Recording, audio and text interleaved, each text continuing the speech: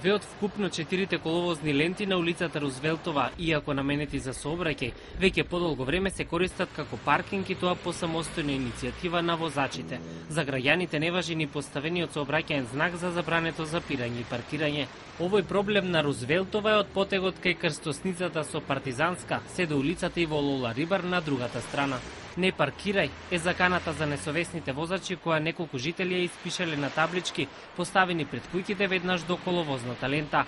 За сега ова е единствениот начин да си го заштитат дворот, иако не функционира секогаш. Злоупотребувањето на коловозните ленти им пречи и на дуќанџиите. Тие вината за недостатокот на паркинг ја префрлаат на градот Скопје, но и на возачката култура.